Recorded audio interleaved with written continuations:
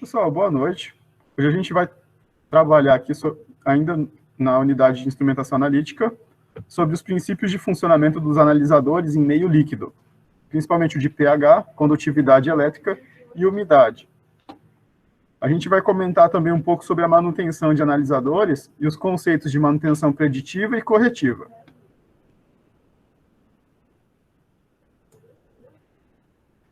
Pessoal, analisadores em meio líquido de pH, ou também chamado de pH-metro, eles servem para a gente estar mensurando a concentração de íons de hidrogênio. Para quem não lembra, o íon de hidrogênio é esse aqui, ó, o H3O+, e ele determina a relação do pH. Através dessa grandeza que a gente determina se uma substância ela é ácida ou alcalina. A alcalina também pode ser chamada de básica. E o método mais preciso para a gente determinar o pH está baseado nos conceitos da eletroquímica, né? Ou seja, certas substâncias apresentam íons de hidrogênio e isso modifica suas propriedades de condutância, né? Esses efeitos normalmente são gerados por meio de dispositivos especiais que fornecem um potencial elétrico que é proporcional ao pH da solução a ser mensurada. Recordando a escala de pH, a gente tem aqui o pH de 7, que ele é neutro. De 7 até 14 é um pH alcalino ou básico. De 7 para baixo, até 0, é um pH ácido. Então, como que a gente consegue medir o pH? Então, dois métodos principais, né? O colorimétrico, que é através da cor, e o eletrométrico, que é através da eletricidade. O método colorimétrico é um método que emprega reativos indicadores, ou seja, são substâncias que, em contato com a solução, elas mudam de cor. E essa medição consiste principalmente em comparar a cor que esse método, né, que esse elemento de teste adquiriu, com uma escala que a gente já tem, que é uma escala graduada, e após essa comparação, a gente dá o valor de pH dessa substância. Os reagentes mais comuns, né, eles são na forma de soluções, que são gotejadas na solução, ou tiras de papel que são mergulhadas na solução. Então, a gente tem em formato de gotas, que muda a cor de toda a solução, ou tiras de papel que a gente mergulha na solução, e ela dá para a gente o valor do pH. Esses métodos, né, eles são descartáveis, então, uma vez utilizado, a gente tem que descartar a amostra, e é sempre feito através de uma manipulação manual. Então, a gente não consegue fazer uma análise contínua, porque cada vez que a gente precisa analisar, tem que colher a amostra, colocar a fita ou pingar a solução, esperar mudar de cor e comparar. Então, isso não é contínuo, né? E fora o fato de que pode ter imprecisão, porque a pessoa, quando está medindo, ela pode cometer erros, né? Se ela for fazer essa medição várias vezes, aumenta essa probabilidade de ter erros. Então, não é uma prática muito usual para a indústria, é uma prática mais usual para laboratório. Às vezes, até laboratórios de indústrias que fazem os testes finais podem ser utilizados, mas dentro do processo fica algo realmente muito difícil de ser realizado. Então, aqui a gente tem um modelo de uma escala de cor e a substância aqui do lado. Nesse caso, pegou um tubo de ensaio, colheu uma amostra, aqui já pingou a solução aqui dentro, e ela está nessa cor amarelada, né? Se a gente vier aqui na nossa escala de cor, o amarelo aqui, ó, ele é faixa normal, pH de 5, né? Levemente ácido. Então, a gente pode confundir aqui, por exemplo, ó, nessa outra escala aqui, que ela tem o 6,5, o 6 e o 5,5, a gente não sabe se é o 6,5, se é o 6, pode ter essa confusão.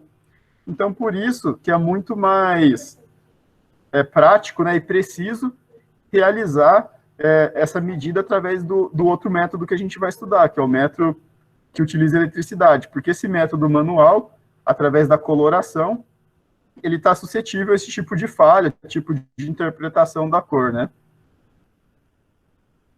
Então, o método eletrométrico está baseado no princípio de que as substâncias, quando mudam o pH, ela gera uma eletricidade, e essa eletricidade que ela gera, né, que aparece ali nos polos, é semelhante a uma pilha galvânica, que é aquela pilha primordial, né? Aquela pilha primitiva que a gente utilizava, com 2 eletrodos, uma solução ácida, e ali gerava um potencial.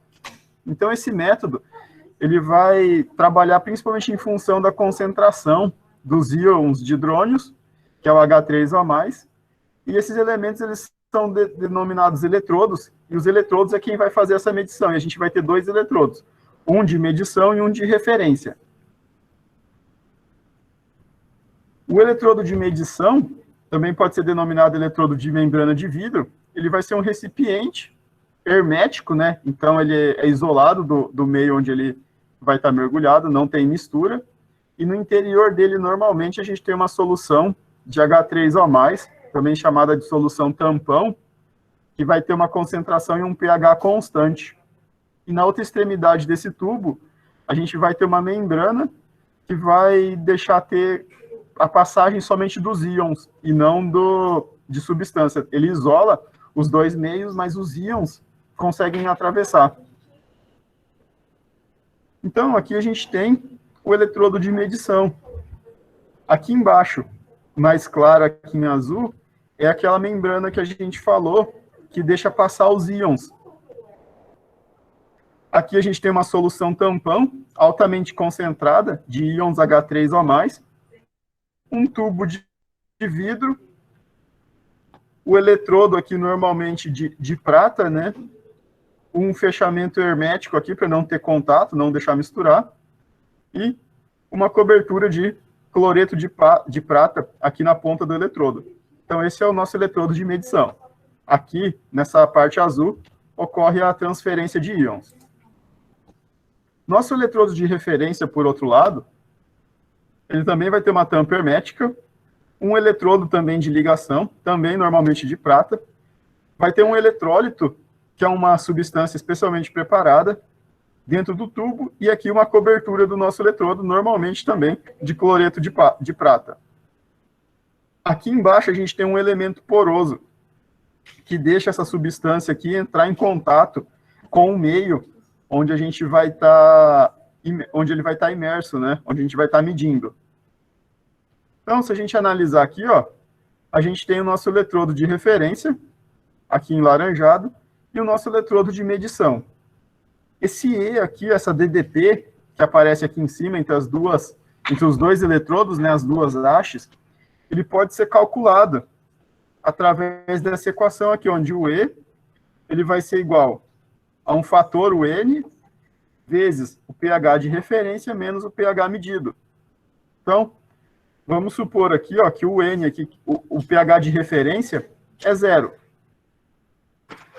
Então, se o pH de referência é 0, pode observar que aqui, ó, o pH de referência é 7, né? O 0, que eu quero dizer, ele é neutro, perdão. Se ele é neutro, o que vai acontecer? Não importa a temperatura, dentro desse nosso eletrodo de referência, aqui o eletrodo de referência vai aparecer 0 volts. Então, 0 menos o pH medido. Vamos supor que é uma solução ácida. Então, se a gente tiver aqui normalmente temperatura ambiente, vai aparecer aqui 177,48 milivolts. Então, essa variável aqui vai estar multiplicando aqui, essa diferença de potencial. Normalmente, essa variável está relacionada aos eletrodos aqui. E a gente vai saber, por exemplo, aqui, se aparecer aqui no E 177 milivolts, a gente sabe que ele está relacionado ao pH aqui de uma substância ácida. Se aparecesse, por exemplo, 354, está relacionado a uma substância mais ácida ainda, quase no 0 aqui, que é o limite do pH. Então, a gente consegue verificar qual que é o valor que vai aparecer e saber qual que é a escala de pH dele. Se aparecesse aqui um valor negativo, ela é uma substância alcalina ou básica. Então, é através dessa relação elétrica com o pH, né, desse fator de tensão, de DDP, que surge aqui nos polos dos eletrodos, que a gente consegue estar mensurando aqui o valor das medidas. Uma evolução desse eletrodo, né, é a gente combinar tanto o eletrodo de referência quanto o eletrodo de mensuração dentro do mesmo equipamento. Então, aqui a gente tem o fechamento, né? Então, a válvula hermética aqui. No meio, a gente vai ter a nossa solução, tampão, né? Rica em H3O+. Então, aqui a gente tem a membrana aqui embaixo do mesmo modo. O elemento poroso agora fica aqui no canto, ó, bem aqui no lado.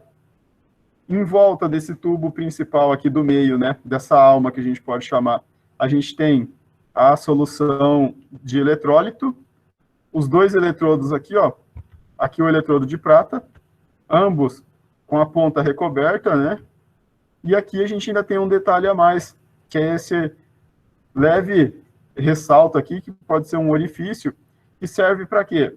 Como o eletrólito é poroso, pode ser que a substância queira, através da pressão, querer entrar para dentro do nosso instrumento. Isso danificaria nosso instrumento. Então, a gente aplica uma pressão positiva através desse orifício aqui, normalmente contendo eletrólito, e essa pressão positiva garante que não tenha o fluxo inverso, né, do meio onde a gente tem a nossa substância para dentro do nosso equipamento. Então, acaba preservando o equipamento também, e é um detalhe importante para estar sendo utilizado. E qual que é as principais aplicações do pH? Primeiro, processo onde o rendimento ou controle da qualidade é em função do pH.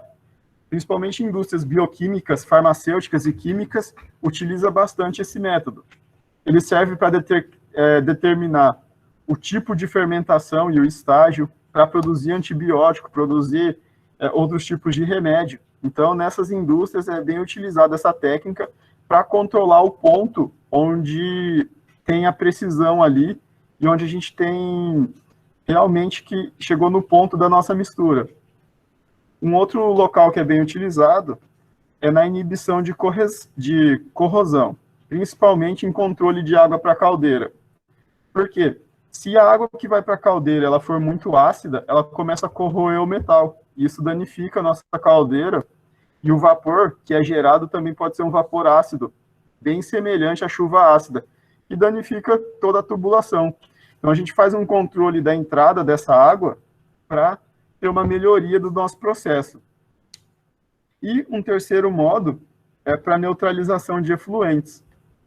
Principalmente em indústrias petroquímicas, químicas, de venenos, né, agrotóxicos, elas precisam utilizar a neutralização da água que ela utiliza no processo, seja para lavagem dos equipamentos, seja para produção, para retornar para os rios de forma que o pH seja compatível, né, fora a concentração de outras impurezas.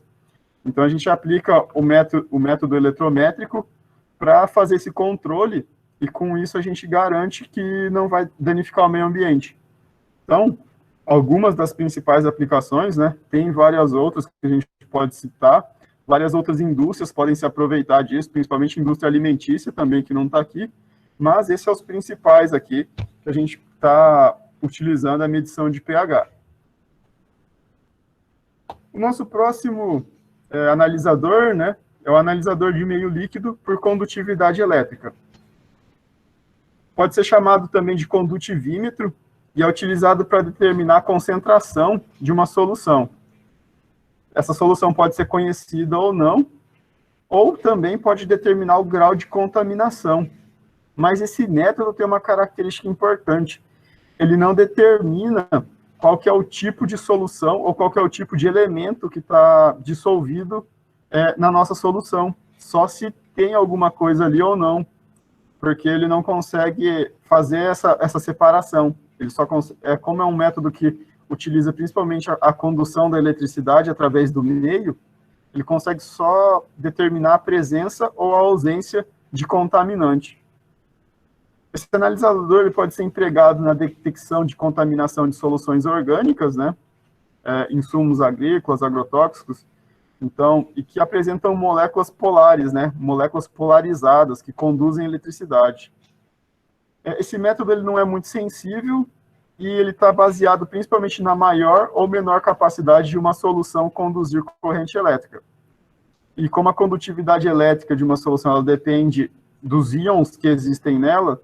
Então, o condutivímetro, ele é um analisador que a gente chama não específico. Ele não especifica a substância que está ali dentro, mas ele especifica se tem ou não alguma substância ali. A unidade da condutividade é o Siemens por centímetro. Então, as soluções de interesse, né, normalmente elas podem variar de décimos de microsiemens até a ordem de Siemens por centímetro. Mas é muito mais comum a gente estar medindo aí baixos valores, tá? Valores altos na casa de Siemens por centímetro já é mais difícil.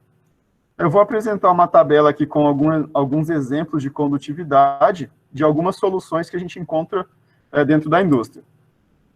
Então, a gente tem aqui a água de elevada pureza, né? Praticamente água pura, ela tem uma condutividade elétrica muito baixa, de 0,05 microsiemens por centímetro. Ou seja, conduz muito mal a eletricidade. Em alguns casos, a gente pode falar que a água pura, ela é praticamente isolante.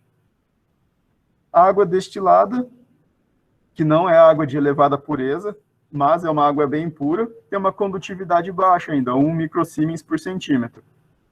Já a água da rede pública, né, a água que chega nas nossas casas, ela tem 100 microsiemens por centímetro. Ela já conduz muito mais eletricidade, 100 vezes mais do que a água destilada e 2.000 vezes mais do que a água de elevada pureza.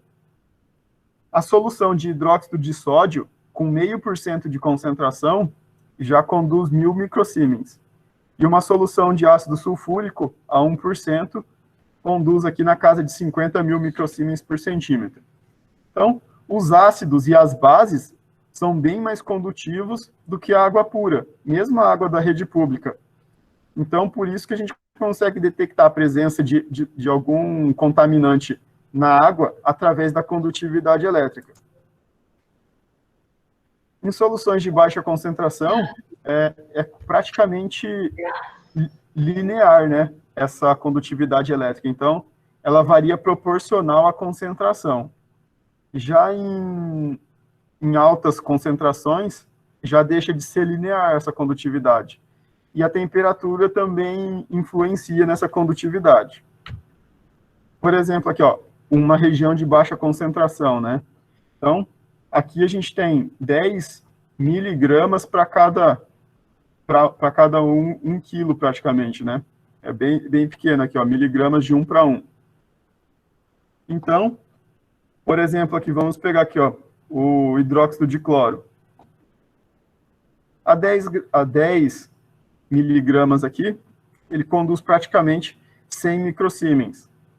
Pode observar que a gente tem todas as substâncias aqui como retas.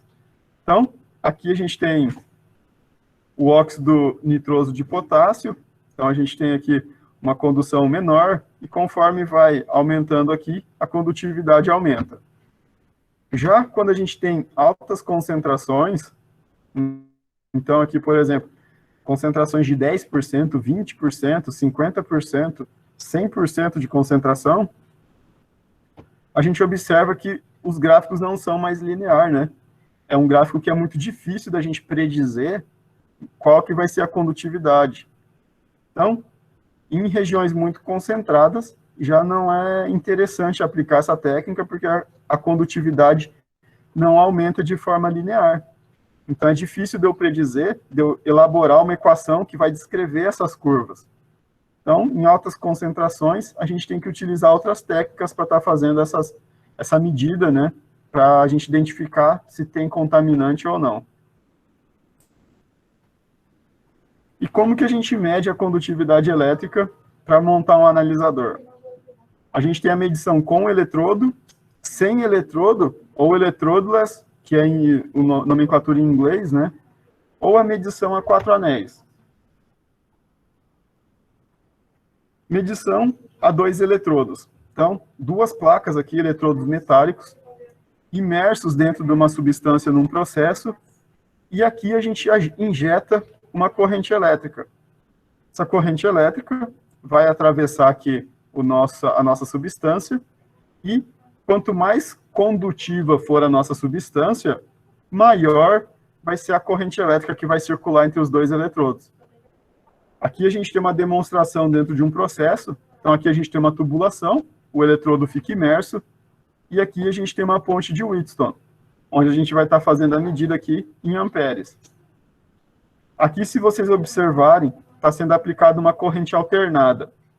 Por que que normalmente se aplica corrente alternada nesse tipo de analisador? Porque a água, com corrente contínua, ela tende a sofrer eletrólise, ou seja, ela tende a liberar gases de hidrogênio e oxigênio. Então, isso não é interessante porque pode modificar a concentração da substância pelo simples fato da água presente nela sofrer eletrólise. Já a corrente alternada não tem essa propriedade, né? É mais difícil de causar esse efeito. Então, por isso que nesse tipo de instrumento, normalmente se aplica a corrente alternada. Aqui a gente tem o condutivímetro por sem eletrodo, né? Então, como que ele vai funcionar? A gente tem aqui um transformador enrolado aqui desse lado, né? Um elemento primário de enrolamento. Aqui a gente tem um elo, né? Ou um anel fechado. E do outro lado a gente tem um enrolamento secundário. Se a gente lembrar um pouco lá dos transformadores, a gente sabe o quê? Que quanto maior a condutibilidade elétrica aqui desse elemento que está circulando aqui, maior vai ser a condução do campo eletromagnético e maior vai ser a tensão aqui no secundário. Então a gente aproveita dessa propriedade para fazer a medida sem ter contato com a solução. Então, aqui numa tubulação industrial, né, dentro de um processo, a gente faz uma ramificação. Aqui a gente põe um enrolamento primário em volta dessa primeira parte. A gente põe uma blindagem aqui eletrostática para evitar que se propague aqui as ondas eletromagnéticas pelo ar. E aqui o enrolamento do secundário. Lembrando que o tubo, nesse caso, não pode ser metálico, porque senão ele vai conduzir também as ondas eletromagnéticas. Então tem que ser um tubo isolante. E a substância aqui vai ser o único caminho, né, que a gente vai ter aqui a condução eletromagnética para fazer a excitação aqui do secundário. Dependendo da quantidade de tensão e corrente no secundário, a gente sabe aqui se a concentração aqui está maior ou menor. Lembrando, respeitando os limites lá das altas concentrações. O último elemento aqui, o elemento a 4 anéis. Então, aqui a gente tem a tubulação do nosso processo. Aqui a gente tem 4 anéis de platina, sendo que a gente aplica uma tensão nos 2 anéis exteriores. Através do mesmo princípio do elemento anterior, a gente vai ter aqui, ó, a condução e a excitação aqui de corrente nos 2 anéis internos. Qual que é a vantagem desse método? Por utilizar quatro anéis aqui, praticamente a gente tem uma alimentação aqui recorrente, né? Esse primeiro anel vai excitar o segundo e o quarto anel vai excitar o terceiro. Com isso, a gente tem uma melhoria de precisão. Isso é bem interessante. Então, esse é um sensor que vem sendo desenvolvido e vem sendo cada vez mais utilizado dentro das indústrias. E qual que é a aplicação, né, da condutividade elétrica? Serve para medir e controlar a pureza da água, para medir e controlar também a dureza de água de alimentação de caldeiras. Quando a gente fala em dureza de água, é a presença de sais minerais, tá? Que deixa, principalmente quando a gente ferve a água e evapora, quanto mais dura a água, mais resíduo ela vai deixar.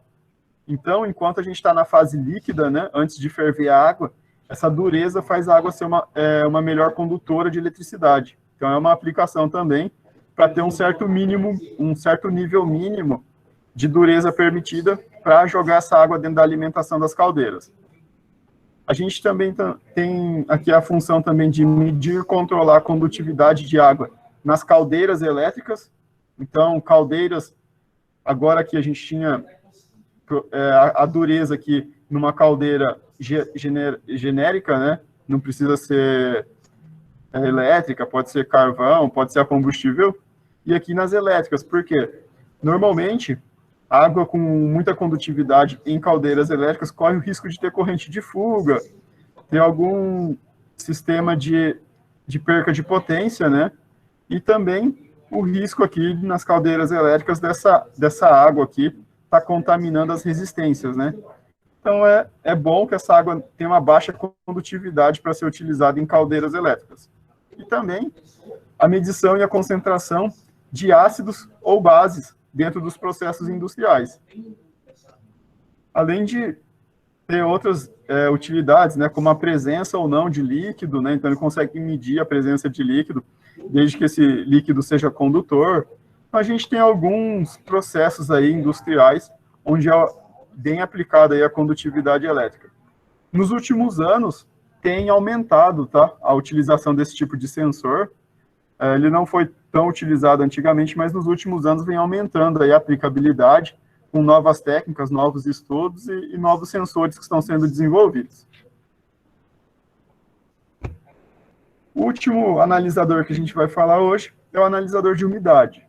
Então, a umidade ela é uma variável que ela pode ser medida e expressa de diversas maneiras, né? Então, tem uma diversidade muito grande dos métodos que pode ser utilizado para medir a umidade. Só para a gente recordar, a gente tem aqui os 3 estados da matéria, né? Sólido, líquido e gasoso. Então, quando passa de sólido para líquido, a gente tem a fusão, que é quando a gente derrete o material sólido. De líquido para gasoso, a vaporização. Do gasoso, quando ele volta a ser líquido, é a condensação. E do líquido, quando volta a ser sólido, solidificação. E tem um processo ainda, que é a sublimação, que passa direto do estado sólido para o gasoso. Então, aqui a gente tem 2 tipos de gás e vapor, né? Para a gente estar relacionando a umidade. Então, a gente tem um gás seco, sem nada de água dissolvido nele, e a gente tem o vapor saturado, que é quando um gás, seco ou não, está completamente dissolvido, né? A água está completamente dissolvida nele, sem condições de mais nada de água dentro dele. Então, se a gente não tiver aqui a temperatura, né? Vamos analisar o gráfico aqui, ó. Para 65 graus, que é o que ele marcou aqui, ó, a gente vai ter aqui uma pressão de vapor saturado, quando esse vapor está dissolvido em um gás, de 187,5 milímetros de mercúrio. Então, pode observar que quanto maior a temperatura, maior essa pressão, porque eu consigo dissolver mais água no meu gás. Então, eu consigo aumentar a minha pressão de vapor aqui, quanto maior a minha temperatura. Partindo desse ponto, né, dessas linguagens de umidade, vamos falar de algumas expressões bem utilizadas. A primeira é o ponto de orvalho, ou dew point, que é a temperatura na qual a pressão parcial de vapor existente no gás ou ar fica igual à pressão saturada de vapor, normalmente expressa em graus Celsius. O que isso quer dizer? Esse ponto de orvalho, ele quer dizer que qualquer gota de água que a gente tentar evaporar nesse ambiente ou dissolver a mais dentro desse gás, vai fazer com que a mesma quantidade de água seja condensada. Então, é o limite ali, onde a gente não consegue mais umidificar o ar, quando ele está o mais úmido possível. Então, normalmente, esse valor aí é expresso em graus Celsius, e o ponto de orvalho serve também aí para a gente analisar quando que é criado o orvalho aí no meio ambiente, né? Então, está relacionado. Pressão de vapor, que é a pressão exercida pelo vapor de água, seja numa forma pura, só vapor de água, ou misturada com outros gases. Quando está misturado, essa pressão de vapor é chamada de pressão parcial, tá? Ela não é, a gente fala que um pouco da pressão é do gás e um pouco é do vapor de água. Essa pressão exercida pelo vapor de água é máxima quando a temperatura é chamada de pressão saturada de vapor. Então, o que isso quer dizer? A pressão saturada de vapor é quando toda a água que eu podia, naquela temperatura, está dissolvida no ar. Então, eu tenho a máxima pressão que eu posso conseguir naquela temperatura específica. Então, isso é a pressão saturada de vapor.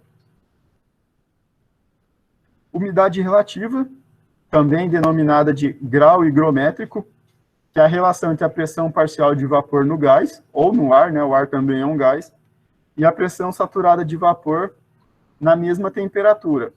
Então, normalmente é expressa em porcentagem. O que isso quer dizer? Eu pego a pressão parcial de vapor que eu tenho e divido pela máxima pressão que eu poderia ter. Isso me dá a umidade relativa. Umidade em volume é a quantidade em volume mesmo de vapor de água que é contido num gás ou ar úmido, e normalmente é adotada a porcentagem também, assim como a umidade relativa. Ou também partes por milhão. E a gente usa o H para a umidade relativa e o HV, né, o índice V aqui, para quando a gente quer a umidade em volume. E, por fim, a umidade absoluta, que é a massa de vapor de água contida em um volume de gás, e é normalmente gramas por metro cúbico.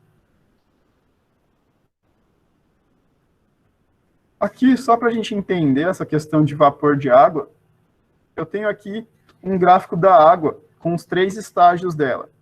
Então, eu tenho aqui 0 graus Celsius, eu tenho aqui o estado gasoso, o estado líquido e o estado sólido. Então, para mim passar de sólido direto para gasoso, eu preciso aqui, ó, tá numa temperatura muito baixa aqui e uma pressão também muito baixa aqui, ó.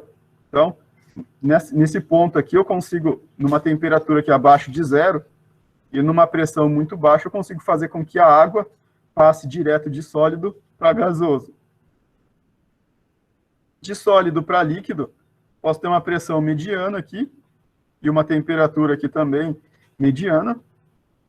E de líquido para gasoso, basta eu ir aumentando a temperatura aqui, então, até uma certa pressão aqui, que eu vou conseguindo vaporizar a minha água. Então, através daquele gráfico lá, e algumas relações matemáticas, a gente consegue montar uma tabela com a pressão de vapor e a umidade absoluta em relação à temperatura. Então, a 0 graus, a máxima pressão de vapor que a gente vai ter, de vapor saturado, é 4,58 milímetros de mercúrio. Já a umidade absoluta, eu vou poder ter 4,84 gramas de água para cada metro cúbico de ar. Seguindo aqui, de 10 em 10, eu vou até 100. Então, a 100 graus Celsius, eu tenho 760 milímetros de mercúrio. Então, é a minha pressão máxima aqui, praticamente 1 atm. E eu tenho aqui 597 gramas diluídas a cada 1 metro cúbico de ar. Só para mencionar, 1 metro cúbico de ar, praticamente 1000 litros.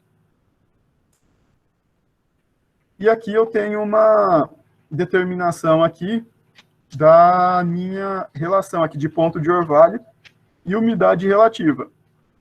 Então, o que eu tenho aqui, ó, vamos pegar aqui, por exemplo, a 25 graus, numa curva aqui, ó, da temperatura do gás que eu estou analisando de 40 graus, eu vou ter uma umidade relativa média aqui, ó, de 45,5%. Numa temperatura aqui de 100 graus e numa temperatura do gás aqui, ó, a 120 graus, então, o meu ponto de orvalho de 100 graus aqui, ele vai garantir para mim, ó, 50% de umidade relativa. Então, conforme eu aumento a temperatura do gás ou a temperatura atmosférica, eu consigo ter um ponto de orvalho com temperaturas mais altas. Mas conforme eu resfrio a minha temperatura atmosférica, eu preciso de menos umidade para ter o meu ponto de orvalho.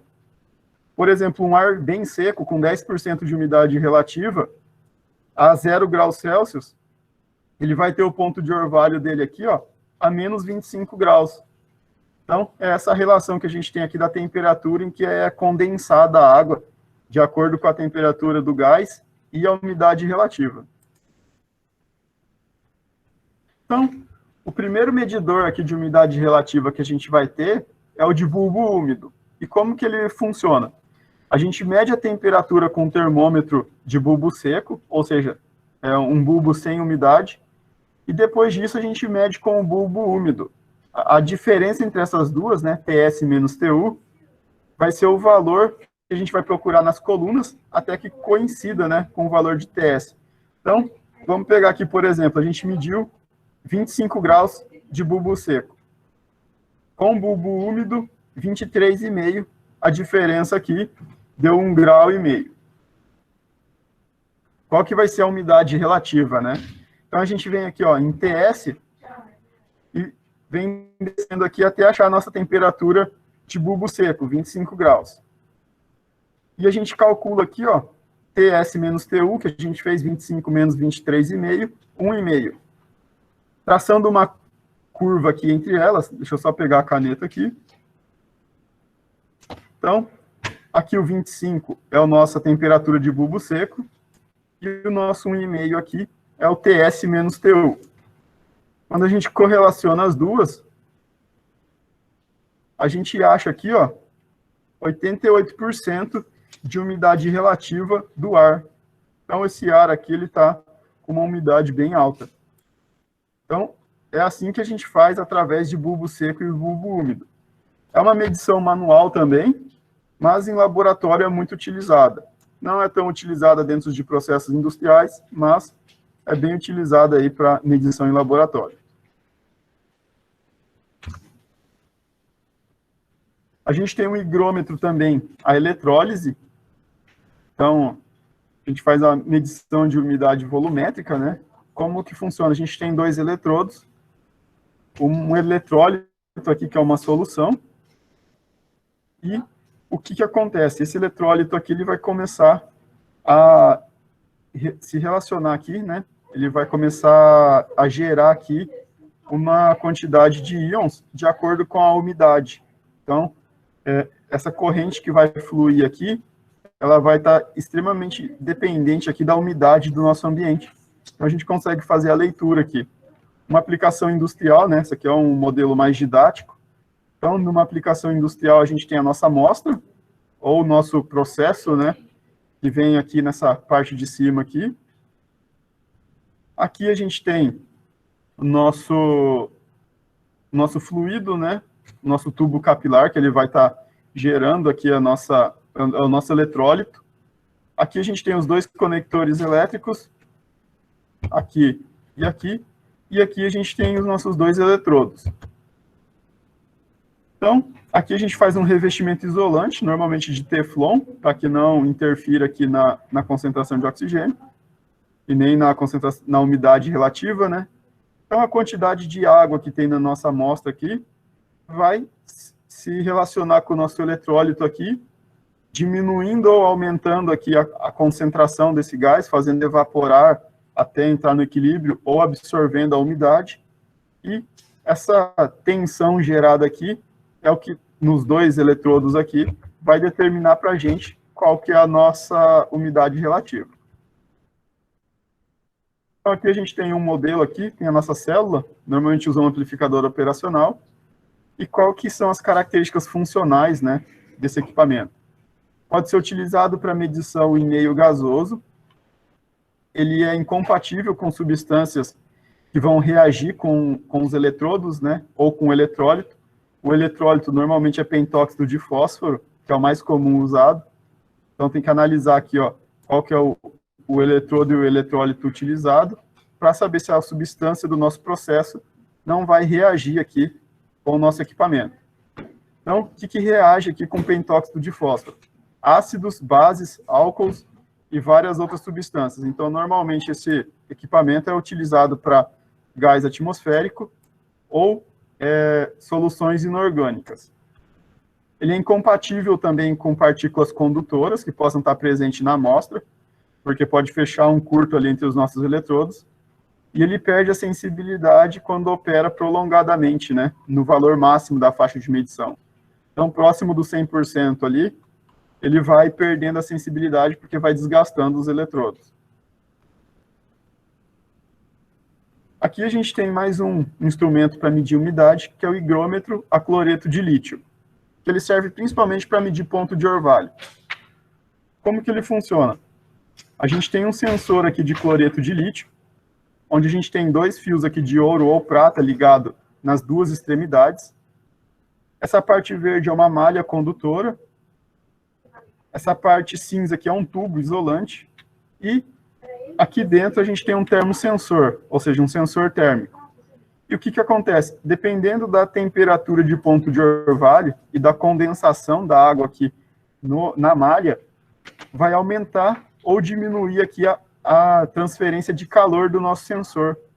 Ou seja, vai roubar calor, se for muito úmido, ou vai aquecer, se for muito seco.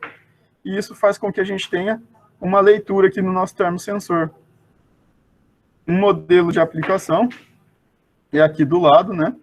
Eu tenho aqui o nosso termosensor, aqui um elemento regulador, e eu passo ele aqui por um transformador, né? Passo aqui num retificador, e eu tenho aqui no meu amplificador o sinal. Então, é um elemento aqui bem utilizado aqui, esse para medir ponto de orvalho, o sensor a cloreto de lítio. Esse cloreto de lítio aqui, ele tem a propriedade, né, de atrair a umidade, né? Então, ele é semelhante à sílica em gel, né? Que se tem umidade, ela seca o ambiente porque ela atrai toda a água. São substâncias higroscópicas. Qual que é a característica desse sensor? Ele é utilizado para medição em meio gasoso. Ele é incompatível com gases que reagem com o cloreto de lítio, tais como o óxido sulfuroso, o óxido sulfúrico e a amônia. Então, tem que ser utilizado aí, principalmente longe de substâncias que contenham enxofre, né? Ou o S aqui, né? Que é o enxofre, o sulfur. E ele deve ser regenerado periodicamente. Ou seja, a gente tem que secar aqui o nosso cloreto de lítio. Então, a gente tem que pôr numa estufa, em algum lugar, para estar realizando aqui a desidratação, né? A secagem desse elemento. Porque, conforme ele acumula muita umidade, ele não consegue se autorregenerar. Do mesmo modo, a sílica em gel, que é utilizada em equipamentos eletrônicos, quando a gente quer reutilizar ela, a gente tem que secar ela, normalmente numa estufa, colocar no sol, e ela pode ser reutilizada. Mais algumas características. Ele é incompatível com partículas condutoras, que possam estar presentes na amostra, né? Então, a gente viu lá que os eletrodos lá, que são revestidos para fazer a alimentação, eles podem fechar um curto ali. O higrômetro varia a impedância, né? Então, a temperatura pode influenciar ali na variação da impedância, então, ele tem que estar sempre medindo a temperatura para estar se ajustando. E o elemento sensível deste higrômetro é uma substância que tem uma propriedade elétrica, que ela pode ser resistividade ou coeficiente dielétrico, que variam em função da umidade. Ou seja, essas propriedades elétricas de resistividade e coeficiente de isolamento, né, ou dielétrico, eles mudam com a umidade, porque quanto mais úmido ficar o nosso cloreto de lítio, menos resistivo ele vai ficar. Então, é essa propriedade que deixa o nosso sensor funcionar, né? É isso que dá a característica dele. Mais um aqui, que a gente vai ter um outro analisador, que é o higrômetro por variação de resistência e medição de umidade. Aqui a gente tem uma pastilha com sensor resistivo, 2 eletrodos, e esse sensor aqui vai sofrer alteração aqui da sua resistividade de acordo com a mudança aqui da umidade em cima dessa placa. Então, a gente liga ele aqui numa fonte de Wheatstone, que vocês viram bastante já, que ela dá estabilidade, né, para as nossas medidas. Um alimentador de corrente alternada, para evitar que aqui na nossa placa sofra eletrólise da água devido à corrente contínua, e um amplificador aqui para aumentar aqui a leitura dos nossos eletrodos. As características desse equipamento: ele é alimentado com tensão alternada para evitar a eletrólise, permite circular pela célula uma corrente de baixa intensidade, então diminui, né, o desgaste da película. A medição é afetada pela variação de temperatura, então a temperatura variando muda a resistividade. Pode ser utilizado para medição tanto em meio gasoso quanto em meio sólido, então a gente já pode utilizar esse tipo de instrumento aqui para fazer a medição de sementes, né, meio sólido, e é incompatível com substâncias solúveis na água, né, então qualquer substância que possa se dissolver na água, se a gente pegar lá, por exemplo, um sal de cozinha para medir a umidade, algum tipo de sal, né? Então, a umidade que pode acumular ali em cima do sensor pode danificar aí o nosso produto, né? Então, aqui a gente tem algumas características dele.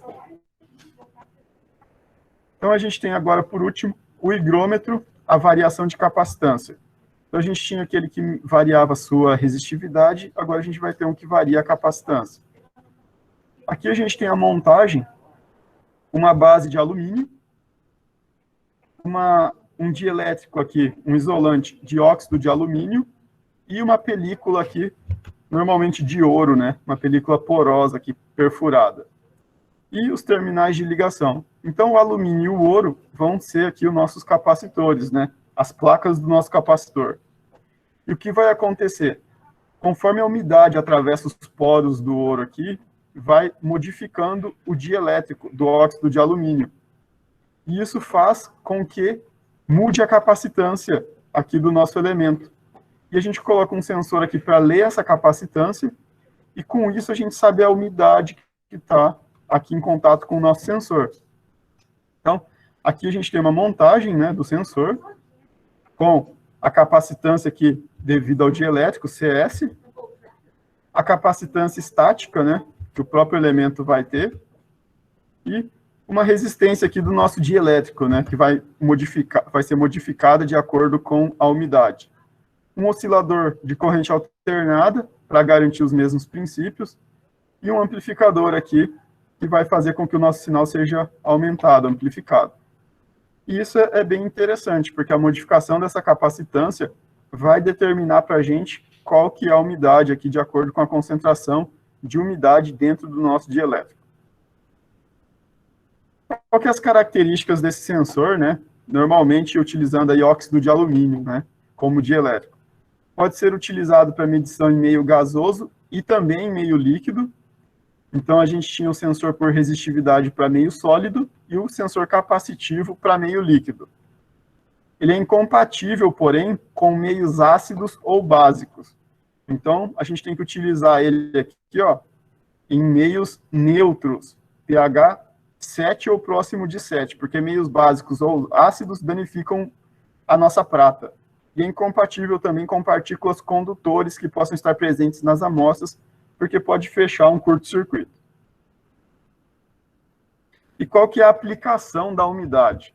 A umidade é uma variável bem utilizada para a gente monitorar ou controlar processos industriais em ambientes onde a climatização é necessária para o conforto, ou ambientes também onde a climatização é necessária para o conforto do homem ou para a qualidade de um produto fabricado. Então, controle de umidade em fábricas de eletrônico, de equipamentos de alta tecnologia, microcontroladores, celulares, tudo isso é importante, porque a umidade causa oxidação, falha na solda dos elementos, pode aumentar a carga ou diminuir a carga de eletricidade estática, a baixa umidade aumenta a eletricidade estática, umidade irregular diminui, então diminui os danos, só que em compensação a alta umidade oxida os componentes. Conforto humano também, baixa umidade pode gerar desconforto, pode gerar problemas respiratórios. Então, a gente tem aqui vários processos aqui, onde a umidade é importante de ser aplicada. Pessoal, assim a gente termina aqui a nossa disciplina de instrumentação analítica. Vou comentar dois tópicos rapidinho aqui, que é a manutenção preventiva, preditiva e a manutenção corretiva. A manutenção corretiva é realizada nos instrumentos quando o mesmo apresenta defeito. Então, se o equipamento der uma falha, a gente vai lá e faz a manutenção corretiva. A preventiva é uma manutenção que a gente realiza de tempos em tempos, sem analisar se ela é necessária ou não. Já a manutenção preditiva utiliza de elementos estatísticos para a gente estar verificando, mais ou menos, né, predizendo quando que o nosso equipamento vai falhar, ou o nosso sensor, e aí sim está fazendo a manutenção dele.